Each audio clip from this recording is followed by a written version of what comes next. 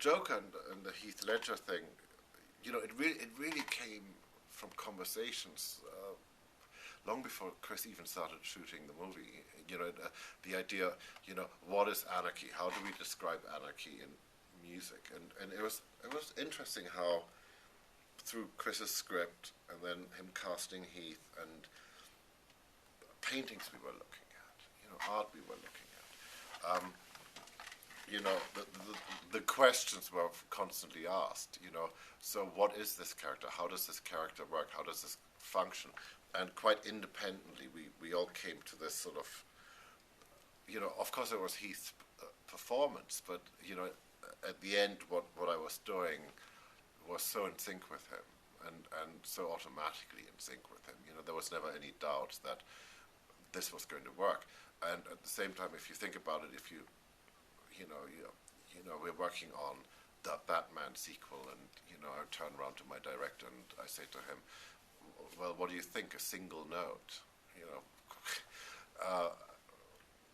the director can go two ways here. He can either go and lift up the phone and phone somebody who he thinks is a serious composer, or he can go, oh yeah, that could be interesting. Tell me more, And the idea is really simple. The idea is, we perceive music usually as the relationship of one note to each other, and I had this idea that since the character is so constant, he's the most truthful character in the movie. He always follows through. He's fearless. There's something very interesting about how constant he is, and at the same time you never know when he's going to snap. And I just thought, what if it was one note and you never knew where it started and you never knew where it was going to end? And the way I'd written it out for Martin Tillman, the cellist, I had, obviously there was one note, but then there was a whole list of instructions of, a slightly worried, a little bit more, whatever. I can't actually tell you exactly the words because we get into trouble for those words. They start with F and stuff like that. But from slightly worried to very, very angry,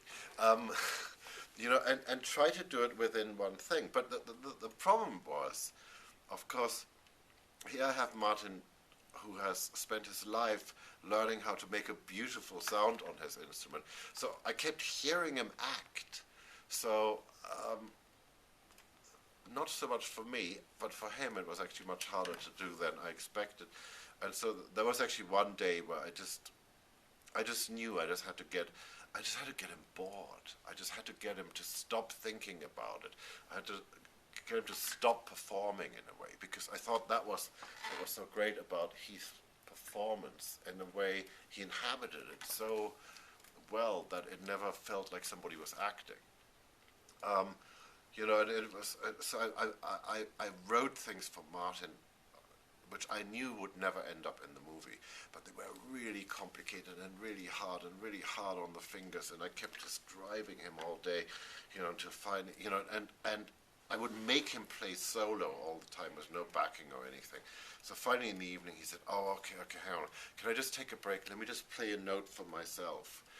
And that was really the note. So I do apologize constantly to him, and even more so to his parents, because all that money they spent on tuition for their son to make him sound beautiful, and then